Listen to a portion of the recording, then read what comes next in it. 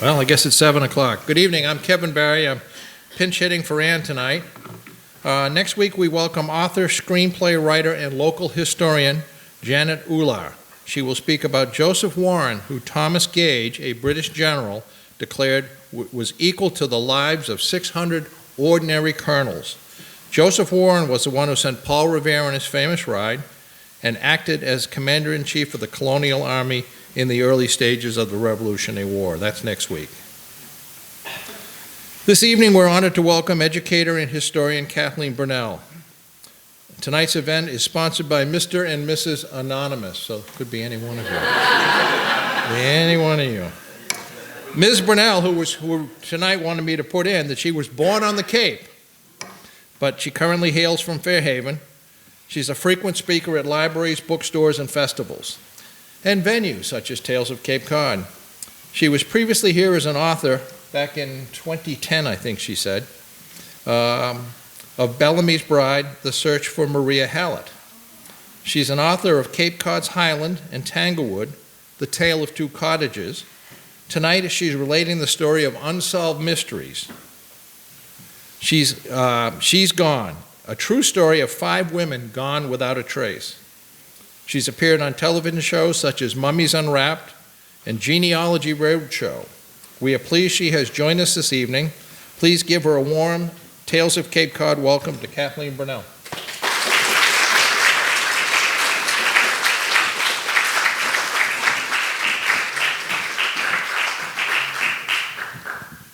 Hello, thank you so much for coming out tonight. I'm Kathleen, and I'm so excited to be here. As he said, I was here last time in 2010. Feels like yesterday. That was for my first publication, which was Bellamy's Bride, and now I'm here for my most recent publication, which is She's Gone. And the book came out in May 2024, so about a year ago. And I was working against a really intense deadline for this book from my publisher. So there were a lot of sleepless nights, a lot of rough nights, and I am so happy to be on the other side of the publication journey where I get to come and speak to audiences like you and talk all about my research and talk about the women who are in this book and what they went through and tell you about their stories. So I'd like to begin and tell you a little bit, go through like some of the questions that I get at a lot of my book talks. And as I go through some of those questions, I'd like to read to you a little bit from my book.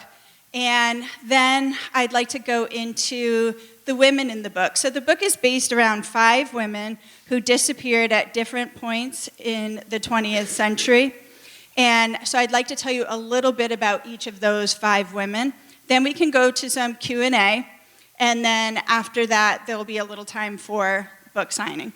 So one of the main questions that I get is always, you know, you're writing about mystery, you're writing about crime. Do you write fiction? Do you write nonfiction? What is it? So what I write is narrative nonfiction. And when you write narrative nonfiction, what that is basically you're writing about a true story, but you're writing it in such a way that it reads like fiction. And the way that you do that is you are going to utilize literary techniques like suspense, mood, setting, characterization, and irony. And you're going to do that through setting a scene, but you have to utilize documents to take people into that scene. So I'm using newspaper accounts, I'm utilizing court transcripts, I'm going into wills, I'm going into diaries, etc. And I'm using a lot of genealogical research in order to do that. And so especially if we go to my some of my Cape presentations, for instance, like I said, Bellamy's Bride and Cape Cod's Highfield and Tanglewood. These are 2 Cape Cod presentations or books. Bellamy's Bride, when I go to audiences that are off Cape and I talk about the Widow or talk about Black Sam Bellamy, they don't know what I'm talking about, and I have to go into an explanation of that, but I don't think I have to do that here. So I think everybody knows what I'm talking about. But in order to write Bellamy's Bride, the premise for that book is basically that, when Barry Clifford brings us to the idea that Black Sam Bellamy and the Widder are not just the ideas of folklore, but these are actually based in fact. I want to go to the story of the woman behind these ideas and these stories, and I want to find out if Black Sam Bellamy is in fact based in some sort of truth, and the Widder is based in truth, then the woman in those stories, Maria Hallett, she must be based in truth as well. And so I want to find out about her story. And so now I'm going back into the records, and I was just talking about how my son was very young at that time, and I was traipsing him through graveyards and through the courthouses, and I was down at Sturgis Library, and I was everywhere around the Cape, trying to find out who Maria Hallett was. And so I was bringing the narrative nonfiction in there because I was bringing folklore and the records together in order to try to get at that truth. And then in Cape Cod's Highfield and Tanglewood, I was looking at the story of the Beebe family of Boston who had their summer cottages here on the Cape. Now, Tanglewood no longer exists, but Highfield is there in Falmouth. And how many of you have been to Highfield? Okay, good. So, and those of you who have not, you should go. It's a beautiful, beautiful place, and it's a cultural hub there in Falmouth. So I was telling the stories of the family and the Beebe family, not just the Beebe family, but everyone who then occupied Highfield, and also about the Highfield Theater. And I was lucky enough, my grandparents were caretakers of Highfield in the 1960s, and so my mom was able to, she lived in the caretaker's house, and she was basically in Tanglewood and Highfield from the age of 5 up until about 13. And so we have a lot of stories. And I was actually able to do my book launch for She's Gone at Highfield. So it was wonderful. And if you haven't been there, you should go. But bringing their stories to life and telling them in a way that puts the reader as if they feel like they are a part of a story rather than reading nonfiction. So when I bring that to She's Gone is not a local story. So we have 5 women in this book, 1 from California, 2 from New York, 1 from New Jersey, and I do have 1 local story in here, which we'll talk about. So as I'm going through the records, and I'm relying on the records because I can't necessarily travel to all of these places, and I'm trying to bring these in to tell these stories. One of the things I'm doing is I'm going to the genealogical records, and I use genealogy a lot in my research. I would say it is one of the most important things that I use in my research and when I write. I did my master's thesis on using genealogy to teach writing, and I was one of 10 teachers to work with the Boston Genealogical Society to write a curriculum for a national curriculum for genealogy. I also teach a genealogy class as part of my English work, so I actually teach a genealogy elective course.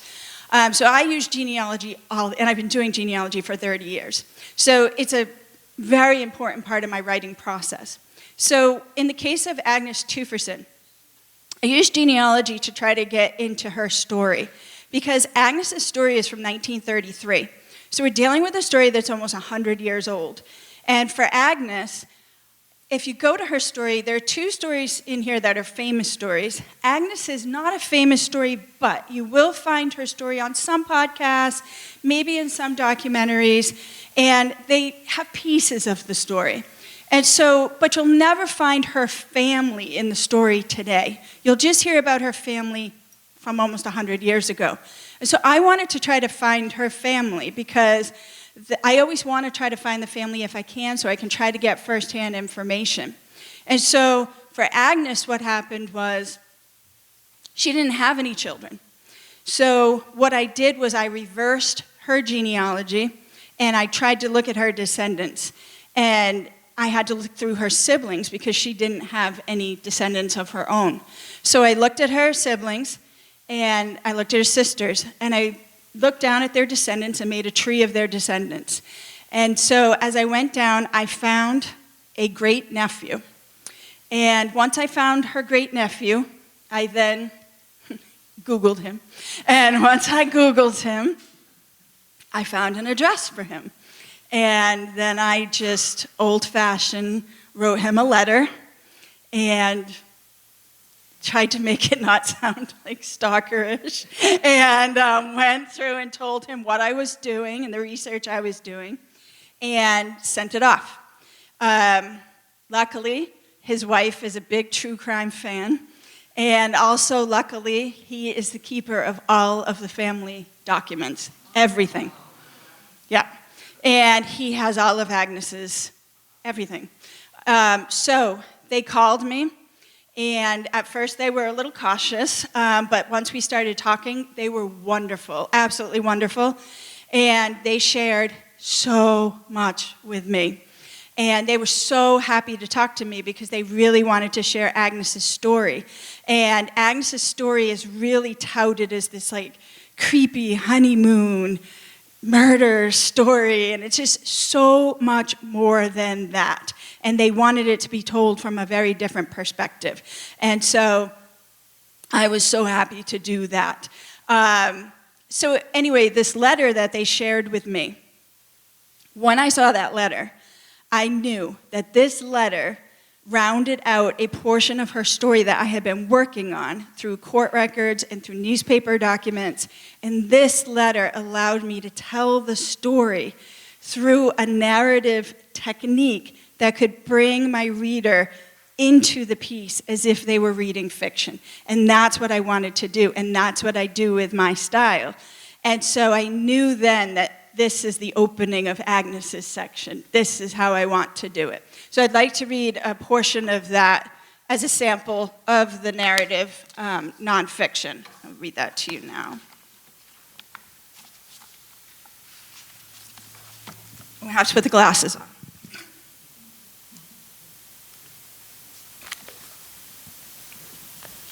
Okay, so Agnes disappeared in 1933, and she disappeared in December.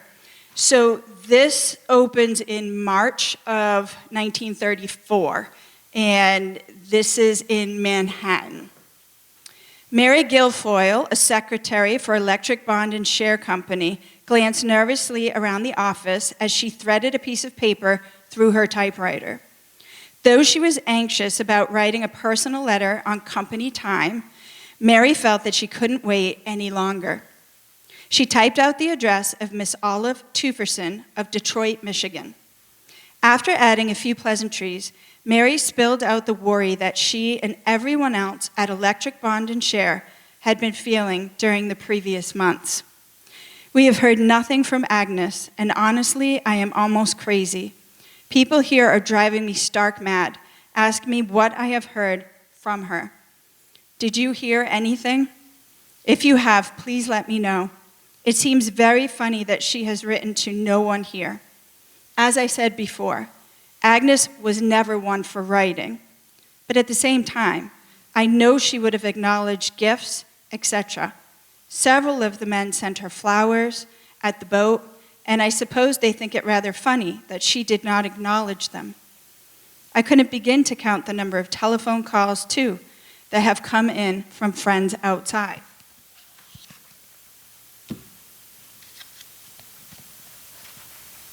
The last time that Mary or anyone at the company had seen Agnes was 3 months before. A lawyer at Electric Bond and Share, Agnes was well-liked and respected. When she embarked on her honeymoon voyage to Europe back in December, her coworkers flooded her with gifts and flowers. Yet in 3 months, no one had heard one word from Agnes.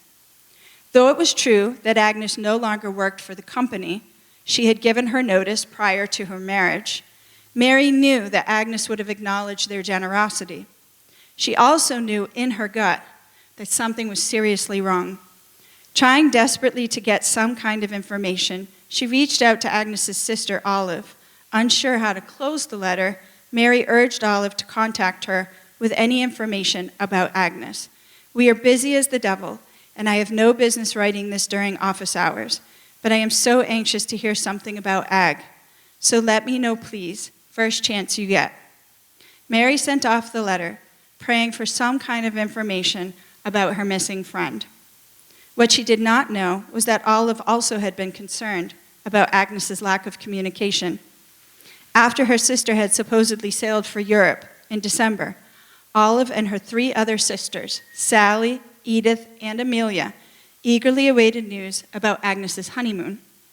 10 days later, they received a New Year's telegram from Agnes, which read, "Bad crossing, cannot stand fog, eyes better, sailing from India across France.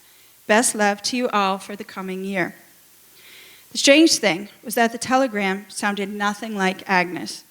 Her family chalked up the unfamiliar tone to Agnes's busy trip, and they thought no more about it until the weeks continued to pass without word. When Olive received Mary's letter, it validated the family's growing concern. Everything about Agnes's marriage had been strange and worrisome. She had met her husband, Captain Yvon Potterjay, only about 4 months prior to the wedding. The whirlwind love affair might have seemed romantic, but the couple spent only a month together after meeting during a European trip that July. They did not meet again until November, when Potterjay came to New York, so their December 4th nuptials seemed rushed. Agnes's own family, with whom she was extremely close, had never even met the man, except one brief and bizarre telephone conversation, which in hindsight felt quite alarming. What did they really know about Yvon Potterjay? Okay, so that is Agnes. So that's how I like to, pool different things together and set a scene for you. The other questions I invariably get are, how did you pick these 5 women? And did you research other missing persons cases? So I'd like to take that second part. Yes, I researched tons of missing persons cases. I started with Agnes. I actually wrote an entire book about Agnes, which we did not publish, but I have an entire book written about her. And I've written about many, many cases. I settled on these 5 because when you're writing about these types of cases, yes, you are writing about the mystery behind the case. You're writing about all of the theories surrounding the case and what could have happened to this particular person. But also with these women, I think what's really interesting is that they all had lives before they disappeared. And each one of them, though they lived in different parts of the 20th century, each one of these women was fighting for something and winning in that fight. They were all ahead of their time. And they are not just their disappearances. That is what's so intriguing to me about these women. And I wanted to tell their stories. I wanted to tell the stories about their lives, not just about their disappearances. Because so much of the information that's out there, especially about the 2 famous cases, is just about their disappearances. And they make them almost seem ghastly. And I wanted to bring it back to the people and back to these women and back to who they were and who their families were and what they had done in their own lives. And we'll talk a little bit about that now. Like I said, 2 of the cases are famous women. One case is local, and her case is ongoing. It's actually open right now. It's being investigated. It's the only case that isn't really far back. She disappeared in the 1970s, and I've been in close contact with her sister, and they're still looking to bring her home so they can bury her. And so the more I can talk about her case at the more book talks that I do, the more of especially locally because it's a local case, the more chance we have that maybe somebody knows something and somebody can bring her back. So that case I felt was really important to put into the book because the more press we can get for her, the better chance we have of bringing her home. Another case that I felt was really important to put in the book is the case of Anna Locasio, which we'll talk about. Nobody knows about that case. I just happened on that case in my research, through newspaper research, genealogy research. And I put her in because she had no voice, and I wanted to be her voice. And I wanted to make sure that her case was heard, because I'm pretty sure that she is in the basement of a house somewhere, and she's never had anyone speak up for her, and I want to make sure that I speak up for her.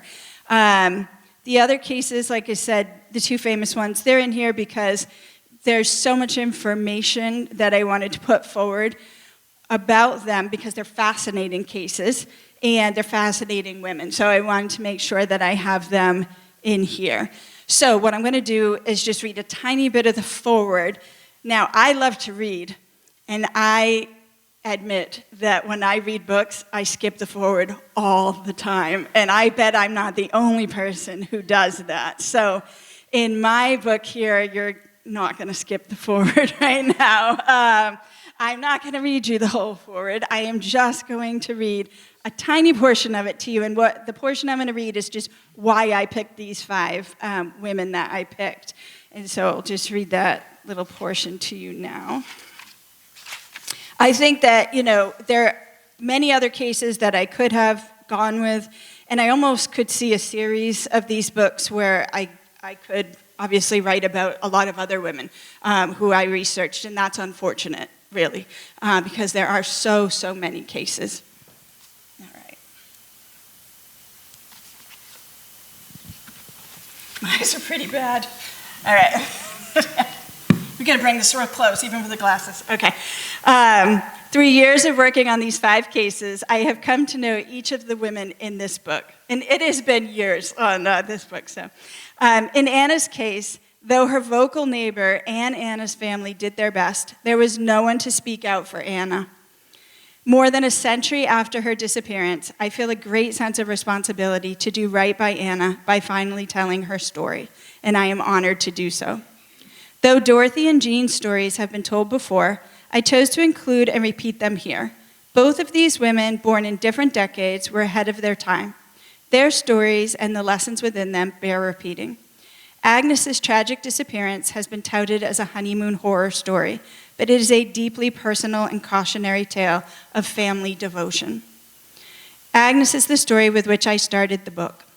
Finally, from the moment I heard of Simone's story, which is the local story in this book, I knew I needed to include her, and she's gone. The more people who can share her story, the more chance we have to bring Simone home where she belongs. Okay, so now I'd like to just go into a little bit about each of the women in the story here. So the first one is Dorothy Arnold. This is a very famous case. It's a famous case because she is the longest missing persons case in New York. She went missing in 1910. She was 25 years old.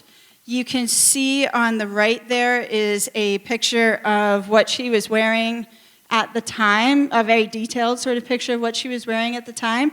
She went out during the day. She left her home. She was carrying on her person between about $650 to $1,000 in today's money. That would be today's money. Because she was buying a dress, or she planned to buy a dress, for her sister's coming out party. Normally she would have gone with her mother, but her mother was feeling sick that day, so she went on her own. But again, broad daylight. She's just walking down a walk she's done a million times. She stopped at the bookstore. She bought a book. Engagement sketches. She also bought chocolates, and that's the last that we know. And we know from the receipts because she charged them to her dad. Okay, so we know that we have timestamps on those. We believe she probably would have walked home through Central Park because she liked to do that. During this time, there was a lot of ice on the ground.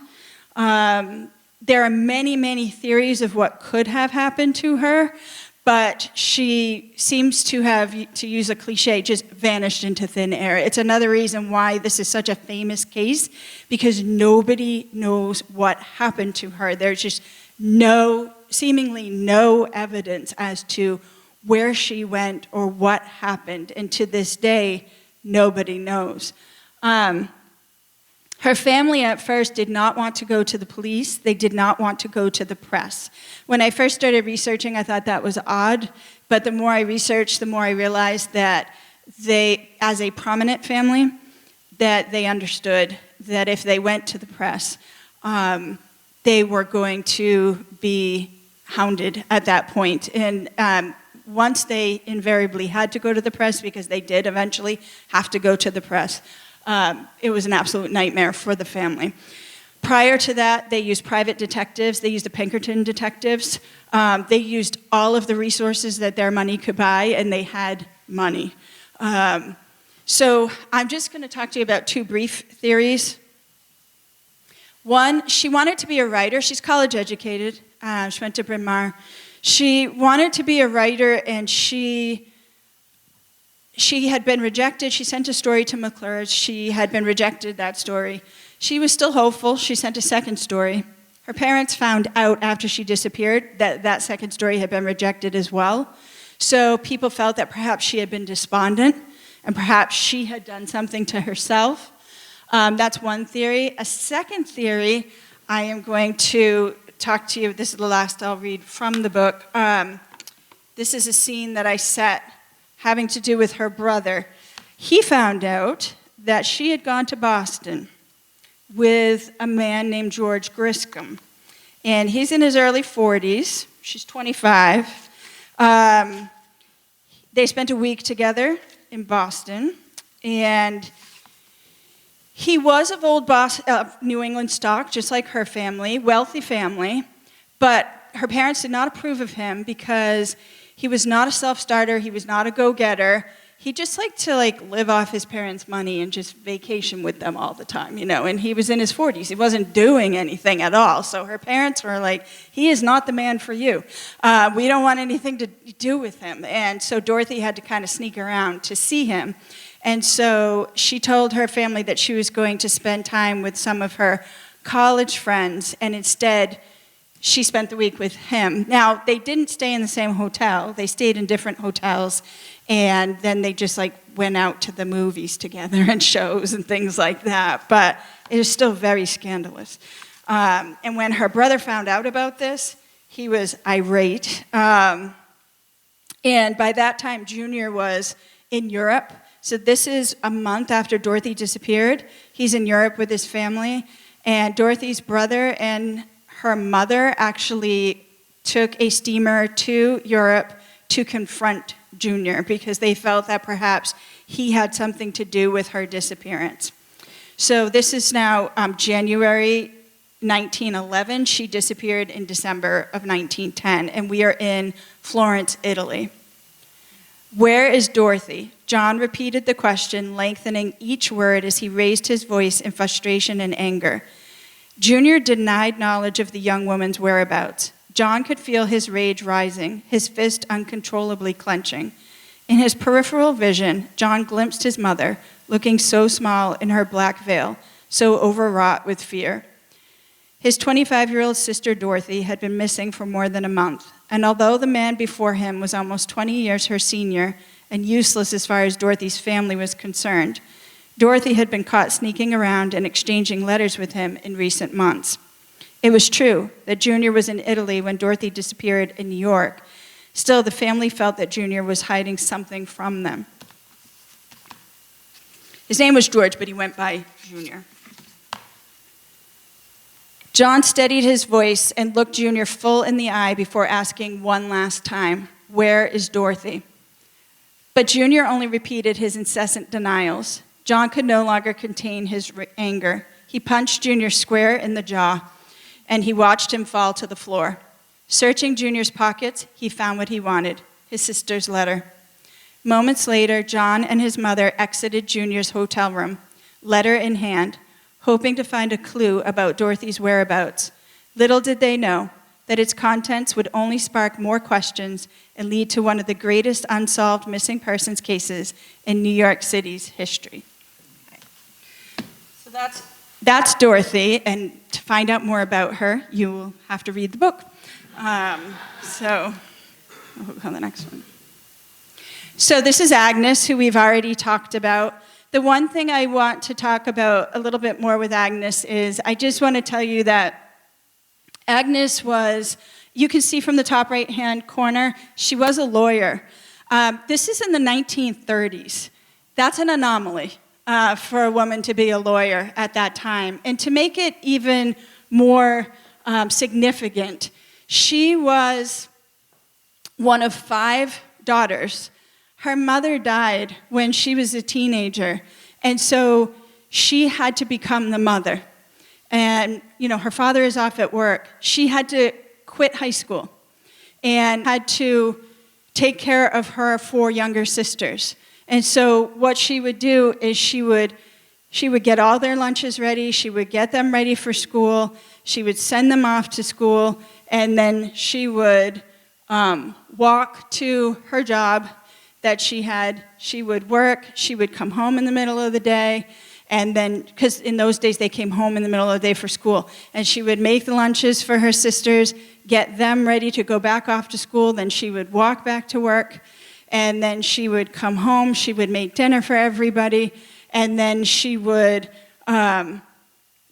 study, because she was trying to do some kind of clerk work at that time so that she could have extra work for the family. And then she would do the homework with all of her sisters and help them with their homework and then get them to bed. So this is what she did. She eventually went on to get her equivalency of a high school diploma, and then she went on to get her college degree, and she went on to get her law license and to become an attorney. So for her to become an attorney was just unfathomable. Like, she was, the fact that she was able to surmount all these difficulties was unbelievable. And she worked as a lawyer in Manhattan. She had acquired a small fortune for herself. By the time she disappeared, she was in her early 40s. She was sending money home to her family, taking care of them. The first thing she did for herself was to go on a cruise. And that's when she met Yvonne Potterjay. And he's a con artist. He's the worst con artist. And he was a bigamist. He was married to multiple people when he asked her to marry him. And, she was a very smart woman. He was not just conning women with marriages. He had real estate schemes going on back in England. He had bond schemes going on, banking schemes going on. He had a lock scheme going on. So he was conning all sorts of people. So she's not the only person who fell for his schemes. And he was probably drugging her. When he came back, she only met him for a brief period of a couple of weeks in July. When she came home, they were just exchanging letters. She didn't see him again until November. And she put, which was very new at the time, and not called mascara, it was called dye, dye for the eyes. And she tried it on, she put it on her eyes, and her eyes got infected because it was so new. And so she was bedridden with this infection when he came, and her doctor had come to see her, and he was tending to her. And during this time is when I believe he was drugging her. And of course, her family is back in Michigan. And so this is when he tells her, we need to get married. And this is within a period of a few weeks. He knows what she has. And she's signing over all her bonds, her stocks, all her money. Everything is going over to this man. They are supposed to be going on a honeymoon, and he has a London house, he tells her. And this is where she's supposed to be moving. She quits her job because this is the Depression. And if you get married, you're not allowed to have a job because you are taking the job of able men who could have a job if you're a woman. So she has to quit her job if she gets married. So now he has complete control over her and all of her finances, everything. So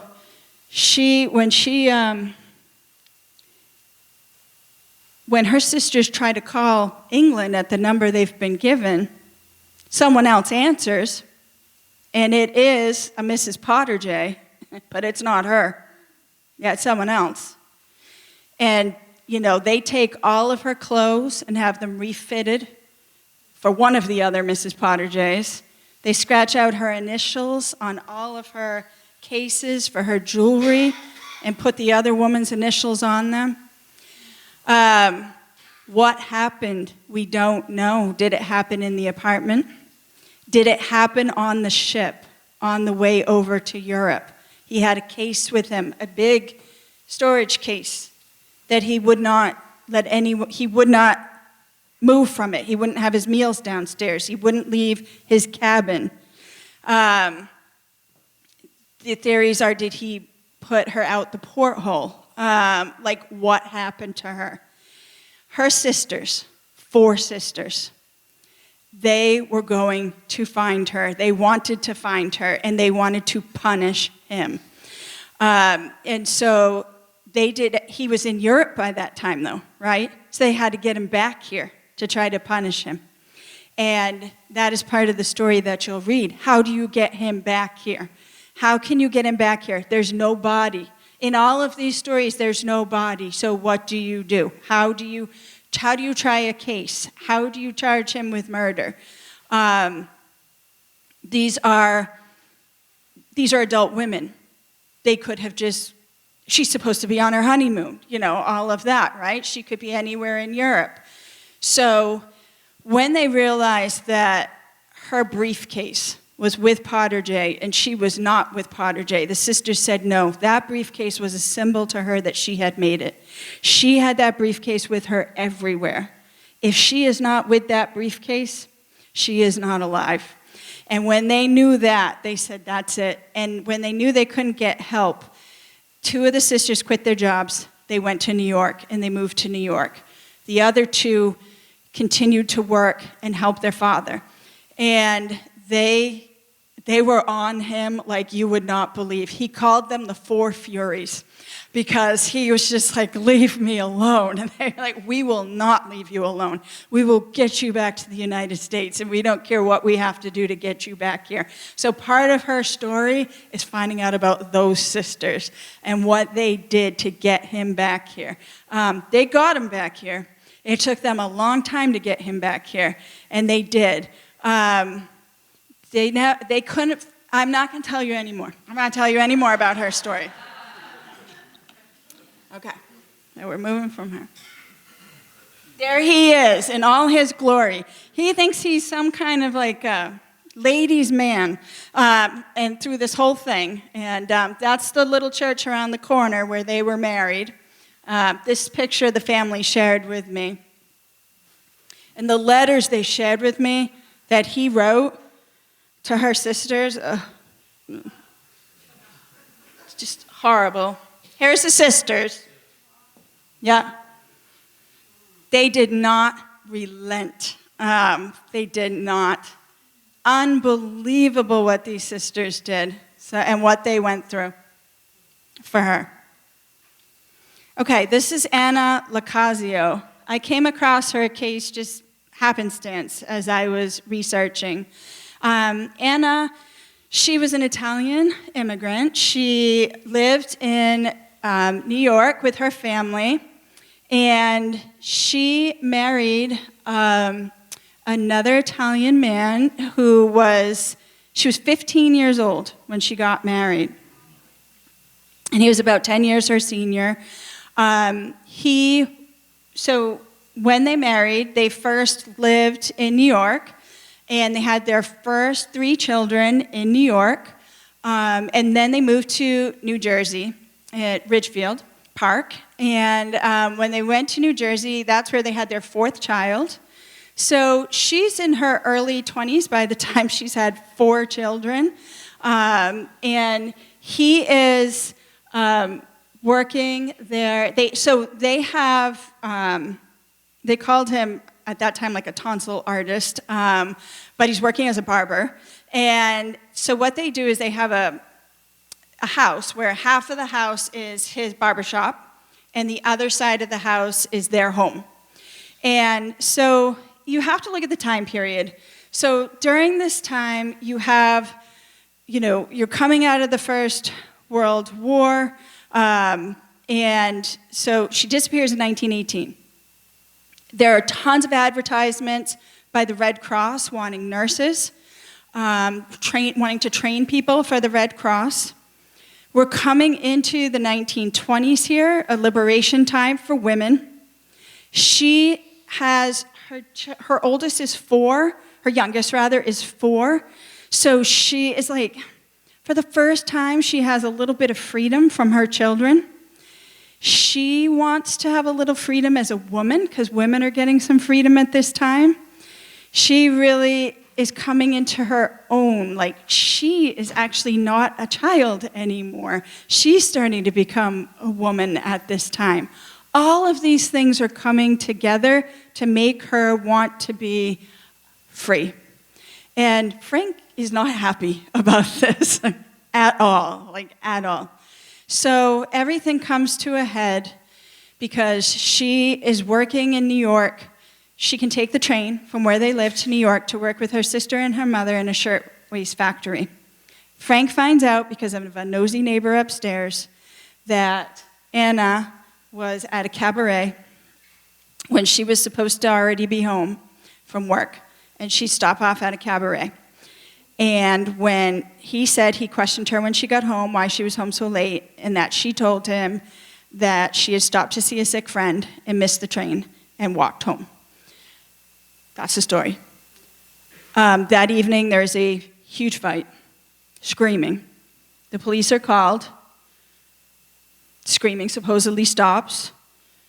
The children, under testimony, say that they went into the parents' room and that their father's hands were around their mother's neck and that she was screaming, and then that their mother stopped screaming, and that their father laid their mother on the bed. And then the next morning, they went into the room and their mother was in the same position on the bed, in the same clothes, and not speaking or saying anything. And they didn't speak to her because they didn't want to disturb her. And that's the last they saw their mother. Frank went around telling everybody that she left because she was a bad mother and a bad wife, and she didn't want her family anymore. He did not report to the police for 4 days. He didn't tell her family for like a week.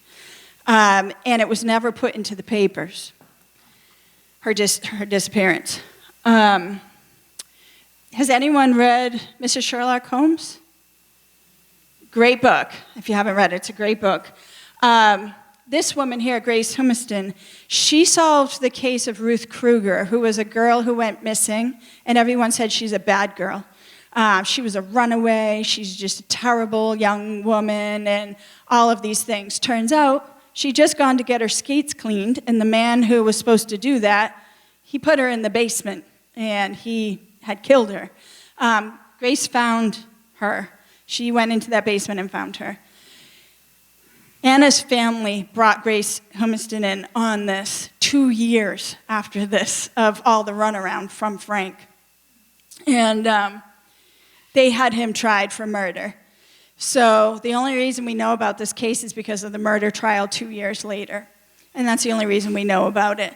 So, and you can find out more about this by going into the book. But I suspect she's still in that house, and I suspect she's in the cellar. That neighbor believes she was in the cellar, that same nosy neighbor.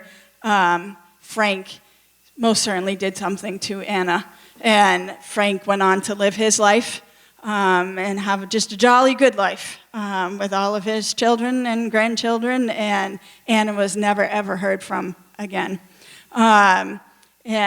And there was never anything in the papers. And when Grace tried to come into town, the sheriff, who Frank was very good friends with and who he supplied a lot of alcohol to, said, "I'm not going to let a woman come into this town and tell me what to do." So it was a very corrupt situation, and Anna never had a chance. So it's a very interesting case, and one that you can go in and take a look at. Jean Spangler here, I'll be very quick with these last two. Jean is the case of a starlet. What makes her interesting is that Jean was married to a man named Dexter Benner. They had a very rocky marriage, and when they divorced, their daughter Christy was given to Dexter because the judge said that an aspiring actress could not be a mother and have a job. So the daughter went to the father.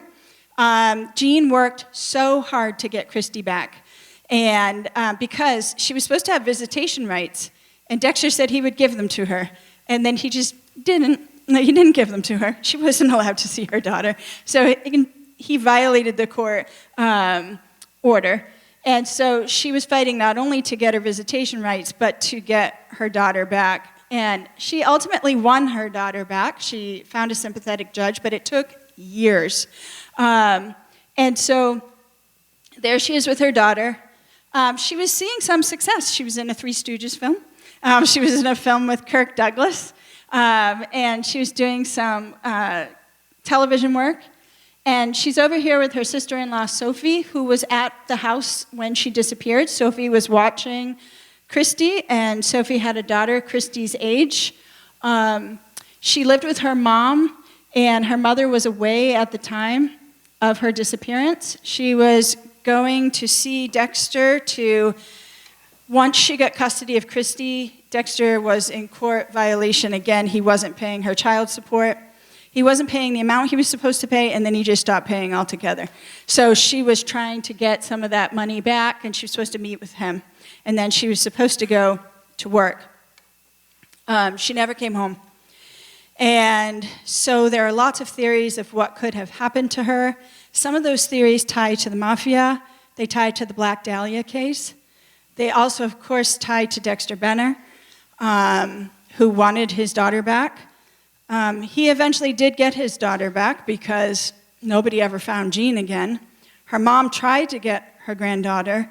Once Dexter got Christy, he said that he would allow Jean's mother to see the daughter, and then, of course, he didn't.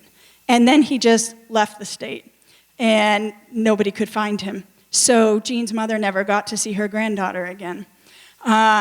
Very, a difficult story. But there are tons of theories with her, so she's a very interesting story to read about and about what her family went through. Simone Ridinger is the local story, so she's the last story, and she's the local story. She is the most recent story. She disappeared in 1977, and she was only 17 years old when she disappeared. Simone lived in New York. Her dad died when she was very young. Her mother came to New York, and she was neighbors with a man who had lost his wife, and he had a daughter who was just 2 years older than Simone. So the two of them actually ended up getting together because they had both lost spouses early, and they got together, and their daughters became sisters, and they were family together. And this is where she gets the name Ridinger. And so John Ridinger and her mother married. And Simone was a brilliant child. She spoke fluent French at 5 years old. She was a gifted musician who could play any instrument by ear. Horse rider. There was nothing Simone could not do, and she was very artistic. She didn't like school very much, though, not at all. And so they moved from New York. They came to Massachusetts. They lived in Sherborne.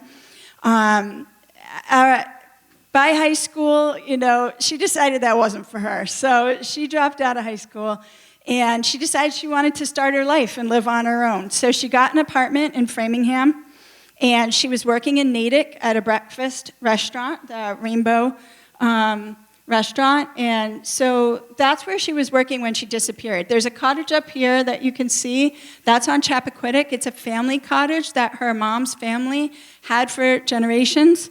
And they would go there every summer. And so her mom was going there for Labor Day.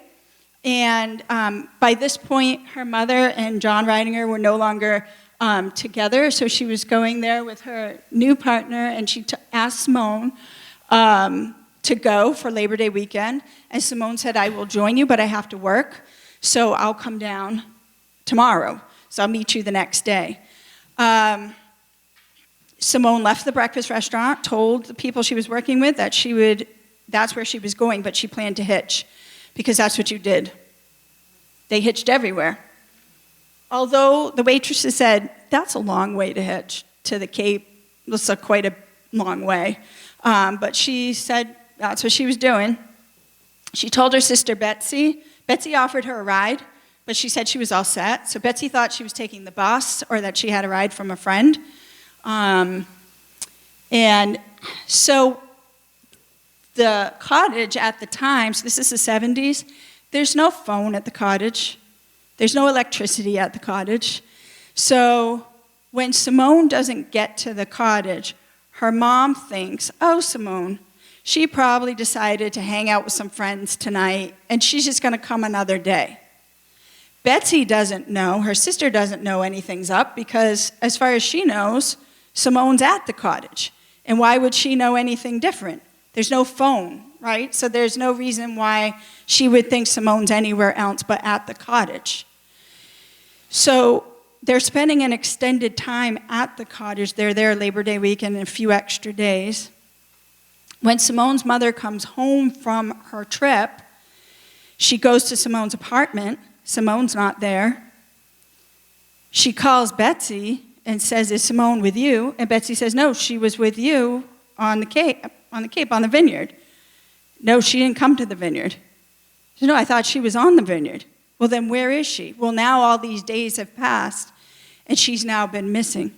So now they go to the police and say, she's now been missing for all of these days, and we don't know where she is. They said, well, she's 17. She probably ran away.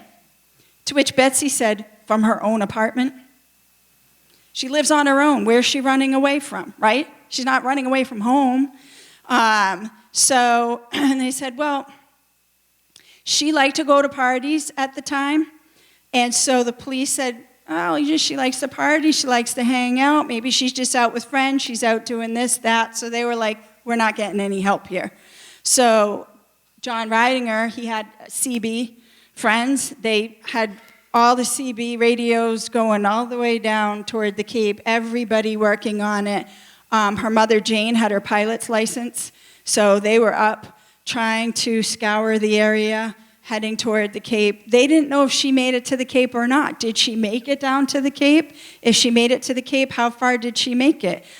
Did she make it to the vineyard? They don't know. So this is the problem. Really, what is the search area for Simone? And what happened to Simone? Was it that she did go to a party and there was an accident and people panicked and they're afraid to come forward?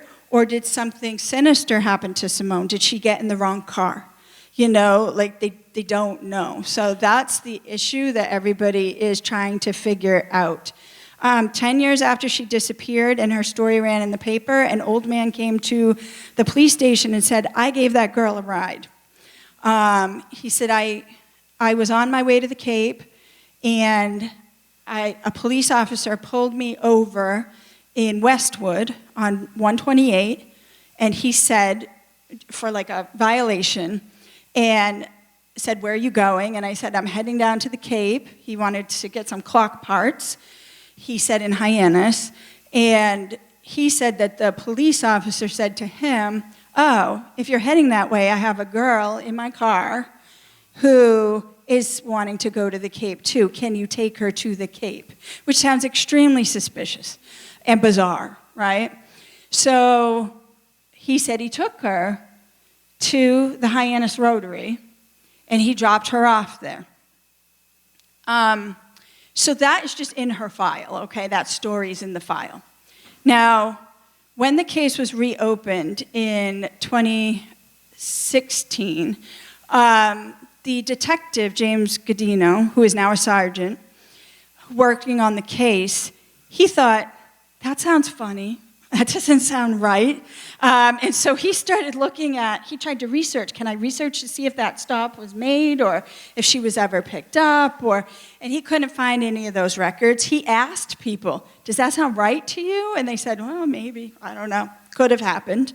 And then this outfit, this man who, he went to her mother when she went missing. He said, I took some pictures of her. I had given her a ride one day, and I asked her if I could take pictures of her.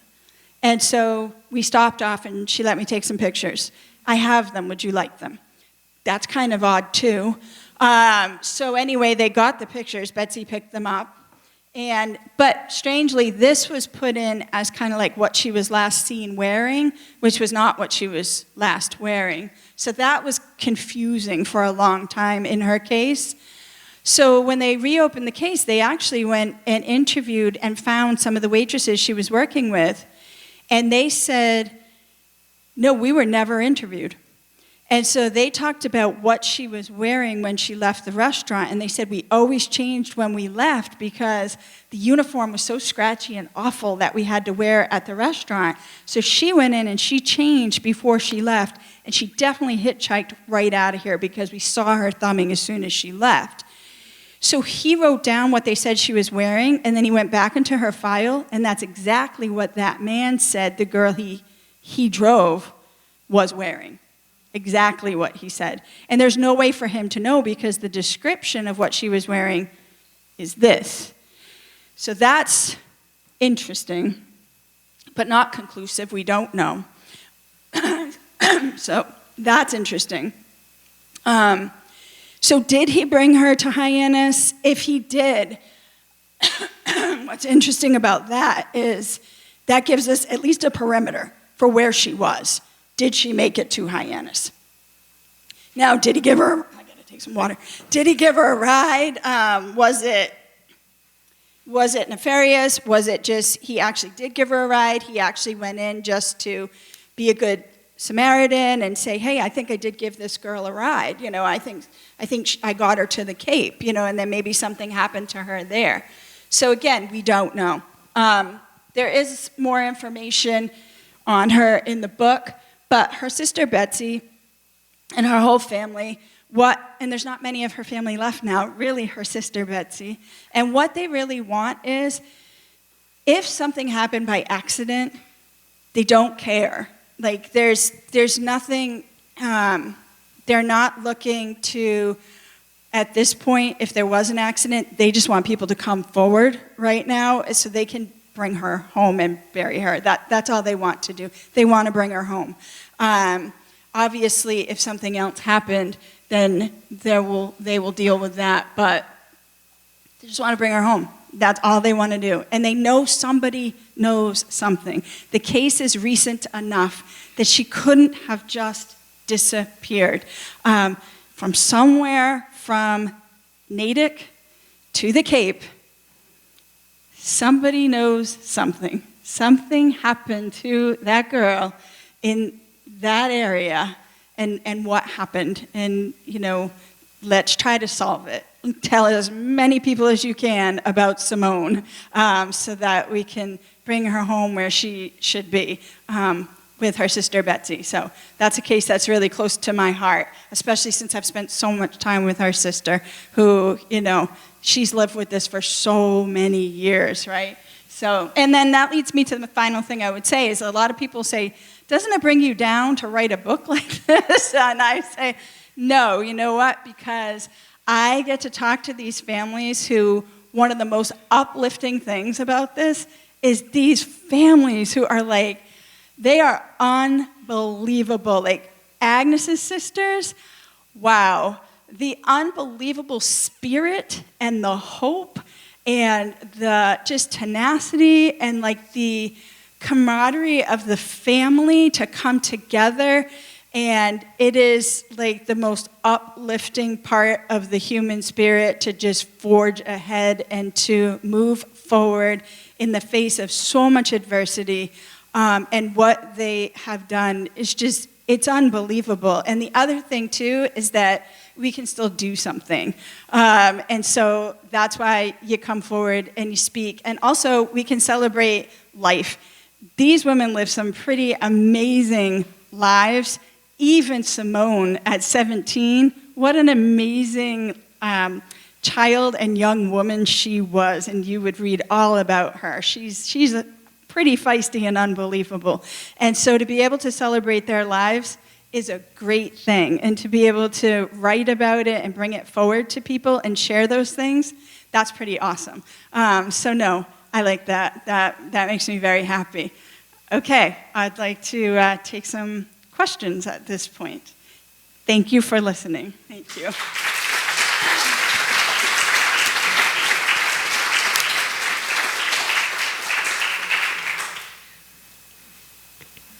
Did you ever personally know someone who was missing, and did that situation or case perhaps lead you in this direction to do this research? I did not. What led me to this research was when I was researching for Highfield and Tanglewood, I came across a con woman there. And so when I was writing the book on her, and I was doing research on more con people, that's how I came across Yvonne Potterjay, which led me to Agnes Tufferson. And that's how I came into this book. The book, other books, and there's always a book in the making. Yeah, so thank you. Any other questions? Yep. How long do they keep the case open? So most cases are unsolved and open, but so they're always open if they're unsolved, but it's a matter of whether they're being actively pursued. So in the case of like Agnes Tufferson, without giving too much away, I mean, they had to eventually there's a point where they have to just eventually let it go when they know that they can't solve it. But it's always open. Like, it's indefinitely open if it's unsolved, but if they're actively researching it. So Simone's file was always there and unsolved, but they decided to actively reopen and pursue it and bring in resources to actively research it again and start like actively pursuing it again, even though it's actually like always been open. If that answers your question. Sort of. Thank you. Yeah. The better do the same, because people that knew her at that time are going to be near death if they haven't already died. Yes, and that's why I think is so important to like get her story out there as much as we can. And that's one of the Sergeant Godino, his real focus on the case is to get it into the media, which I think is really smart. So he does press conferences, he does podcasts, he does everything he can, articles, to just get it out, and that's what he wants to do. So that's really his goal. Do the police treat missing women differently? What I learned when I was doing, a lot of my research is way back, right? So what I found was that most women who went missing, it just was not addressed. So in the case of Anna Locasio, it was never even in the paper. The only reason it ever came into the papers was because her family brought it to trial 2 years later. So I even went back the whole week when she disappeared and up forward, nothing, not one word, nothing in the paper. So when it came to trial, they actually said to the sergeant, you're telling us that this woman went missing and you do not have one piece of paper about her disappearance, not one. And he was just like, nope. Great. And that's what I see over and over and over again. So today we talk about like how in the cases of minorities, you don't see a lot of coverage for missing women. In the cases I was researching, you just flat out didn't see coverage for women. You just didn't see it. It was ridiculous. Whereas for men, you did see coverage, but the thing was for women went missing a lot more. And it happened because there was a lot of domestic violence in the house, and then it was just the story always was, oh, she ran away. She was a bad mother. She was a bad wife. She didn't want to be a part of the family anymore, and that was usually what the story was. And usually there was a letter sent. There's always a letter sent. So in Anna's case, there was a letter sent from Connecticut, and it said, she's fine, don't come and look for me. The letter was written in English. Anna could speak English. She spoke Italian, obviously. She could speak English, but she could not write in English. She only wrote in Italian. The letter was written in English. That letter from Agnes about like bad fog and all that telegram, Yvonne Potterjay eventually admitted that he wrote that telegram. She didn't write that telegram. So this happened again and again in all the cases I researched, that there were these letters or telegrams, whatever, supposedly written by the woman. No, that's just to put people off for a little bit, and that happened a ton. When you worked with police departments doing your research, were you welcomed or were you viewed as a threat? Sergeant Godino was amazing. He was great, and so with other cases, because they're a century old, obviously I can't work with those police departments because they're gone. But with Sergeant Godino, he was amazing, and he would just tell me. So like when I asked a little bit more about the gentleman who took those pictures, I said, well, I wanted to know more about that, and he just said, he will just quietly say to me, we spoke with that person, and that person is now deceased, and that's done. Like he'll put that away, or he'll say, I can't tell you that. That type of thing. So he was very good he wanted to be as forthcoming as possible, and then he told me things like, I can't tell you that, or we're still looking at that. So but he was so forthcoming because like I said, he wants to get this in the media, and he wants to get as much out there as he can. They're looking at the public as working with the public because they know that's their best chance of solving her disappearance. Yep. For those that have loved ones that are missing and time has lapsed, what would you say are the effective means of getting law enforcement to re-engage with a case? What are your thoughts on that? So I've seen, if there's any DNA in the case, genetic genealogy is a great means for working with the case. In Simone's situation, they do have DNA for Simone through her uncles. They're trying to get a full workup of her DNA so they don't have her mother's DNA, but what they do have is Betsy had letters sent to her from Jane, so they're trying to get DNA off of the stamps. Yeah. And through those stamps, then if they can get Jane's DNA, then what they can do is they can get a full DNA sequence for Simone.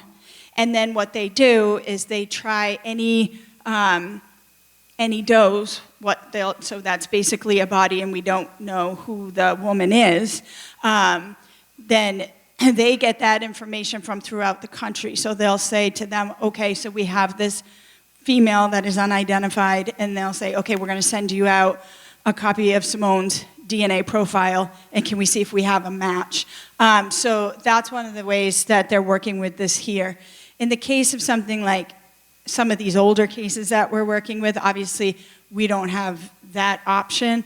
And sometimes, and this is where I talk about just when you read about Agnes's sisters, these women are like, they're from another time. They are from another time where you take what the world is hitting you with and you forge forward. And they came to a point where they realized that this man was going to get away with this, and there was nothing they could do about it. There was nothing they could do, and they had to move forward. And they had given it everything they had. Everything. They made him suffer. But there's a point where you have to stop, and you have to live your life. And that's what you have to do sometimes. You have to live your life. Kathy, I wonder if when somebody turns up missing, is there a natural assumption that is foul play involved, or is there an assumption that the person wanted to disappear? The immediate assumption is that they wanted to disappear, but the family always knows. That's what I've seen in all of these cases, that the family always knows that something is wrong because they know their loved one, they know their patterns, they know who they are, and they are always first to say, no, and so they're usually trying to do something on their own end before they are getting help with it. Yeah, unfortunately. And usually that's the law. So much time has to go by before they can go in and do searches anyway. So the families are usually the ones starting off and working on their own. You said, kind of made it clear that the husband did it. In these cases, where's the disconnect between the family's realization that yes, the husband did it, but the police don't come back, the authorities don't see that and don't make any arrests? So in Agnes's case, the detective on that case, right at the beginning, he really wasn't sure, and he wasn't so sure about Agnes's sisters, but right as he started working on the case, he knew Potter J was responsible for this, and he wanted to work with the sisters pretty much out of the gate, and they worked incredibly hard to bring him back as well. It's a fascinating case. So those detectives worked incredibly hard, like I said, alongside Agnes's sisters, to try to bring him back here. He's slippery. He was a very slippery con artist, as they come. I've done a lot of research on con artists, especially during that time period, because it was very easy during that time period to con people, to move in and out, to get away with things, and especially without a body.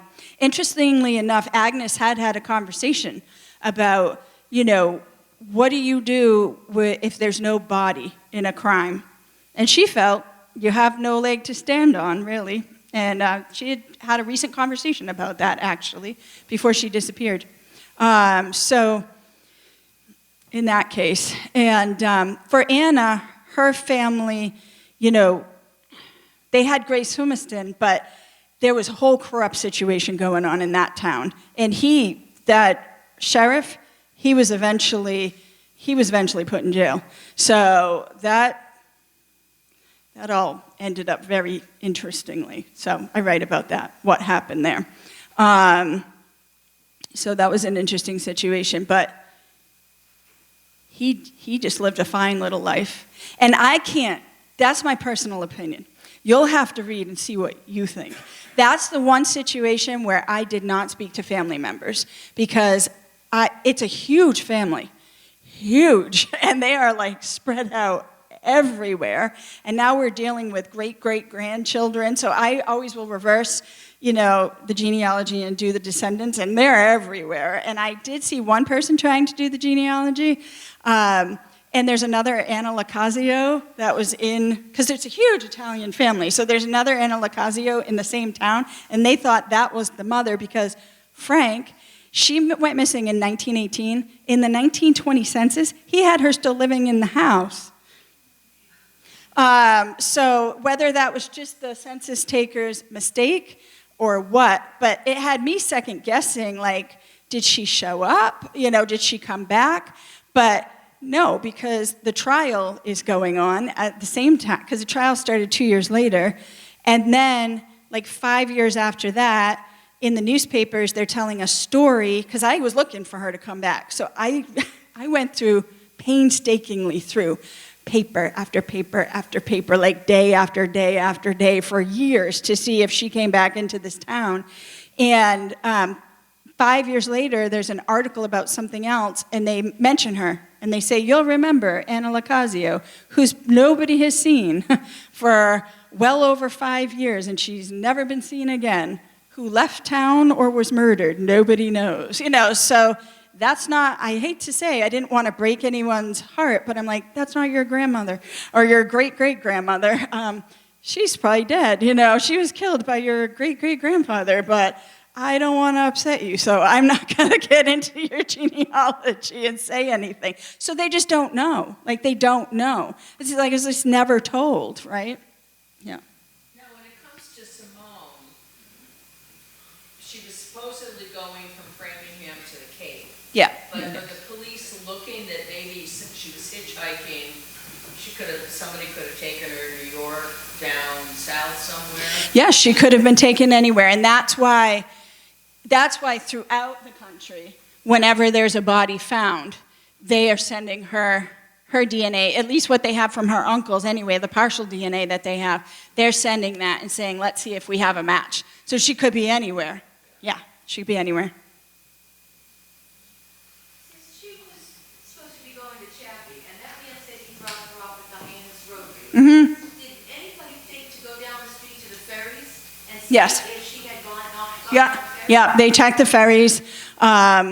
They usually took the ferry out of Woods Hole, and they had family in Cotuit, so they also checked to see if she had gone to try to visit family in Cotuit and tried to hitch down to Woods Hole. Yeah. Yep.